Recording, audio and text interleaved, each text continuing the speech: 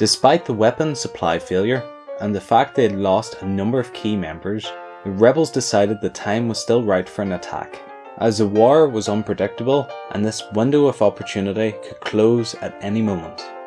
But there was still some disagreement about whether or not the rising should be postponed until another time. But despite this, on Monday the 25th of April, the attack began. Disguising itself as a volunteers parade, which were a common sight in Dublin, the rebels captured key locations and canal bridges throughout the city. While this was commencing, the rebels had planned other attacks throughout the country, but many of these did not take place, or were very small scale. And unfortunately for the rebels, the Irish people didn't rally around them the way they expected. The rebels attempted to occupy Dublin Castle, which was only guarded by 3 men. But believing this to be a ruse to draw them out into an ambush, the rebels fell back. And it was during this time that the first casualty, an unarmed policeman, was killed by the rebels while he was scrambling to close the gate of the castle grounds. On the Kingstown Road, they occupied buildings overlooking the street in order to set up a defensible position, and Patrick Pearse, one of the heads of the rebellion, outside the GPO, or General Post Office, read the Declaration of the Irish Republic, and by the end of the first day, Dublin was firmly in the hands of the rebels. It was not very long before trouble emerged. The very next day, the tide began to change for the rebels. Martial law was declared in the city, and the control of it was handed over to Brigadier General William Lowe. As the rebels had not managed to take the port or any of the train stations, army reinforcements began to arrive in order to try and quickly quell the rebellion. The rebels had, however, destroyed portions of the tracks, but this only proved to hamper commercial traffic and food supplies. Believe it or not, contrary to popular belief, the lack of food, gas and other supplies caused by the rebellion made the British Army a welcome sight by many of the Dubliners who just wanted to return to normality.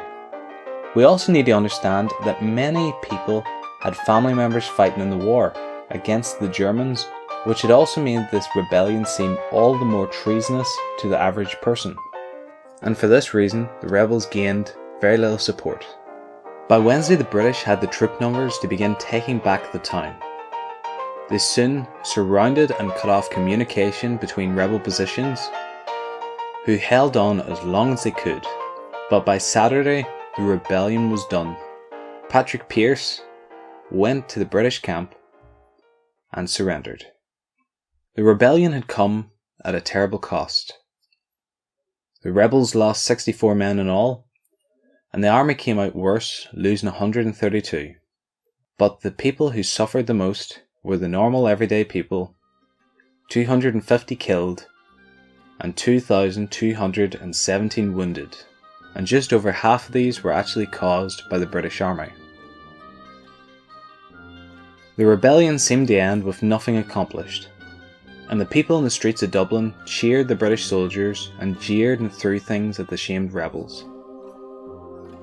The destruction of Dublin and the casualties were seen purely as the fault of the rebels, who had tried to start a war which few wanted.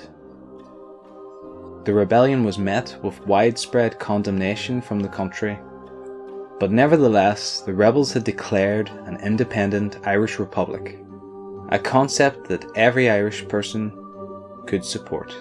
The treatment of the captured rebels was the turning point in public support. 90 of the rebels were condemned for treason, but in the end only 16 of them were executed. And a witch hunt was launched which would see 1,500 Irish interned in the mainland UK. Ireland went from being a nation which was excited about obtaining home rule to a nation that felt like it was under an occupation. And this turning point would prove to be the rise of political parties such as Sinn Féin and the Irish Republican Army. People always ignore the fact that the general population didn't support the rebels. But we should be mature enough to understand that the rebellion of 1916 didn't have popular support and really at the time had no mandate, as our people had already secured home rule. It was, however, a very important event in our history, and indeed should be commemorated. Who knows how history would have turned out without the Rising? We probably would have ended up in a bloody civil war with the Unionists, or maybe we would have secured our independence through a referendum. But who knows? But whatever the outcome, the armed rebellion of 1916 may have been a military failure, but it inspired many for the cause of independence. And the fight for Irish independence was far from over. Thanks for watching. I hope you enjoyed this video about the Easter Rising. I know we couldn't go into too much detail, but I hope you enjoyed what we got. If you did enjoy this video, please rate, comment and subscribe, and stay tuned for next week's video.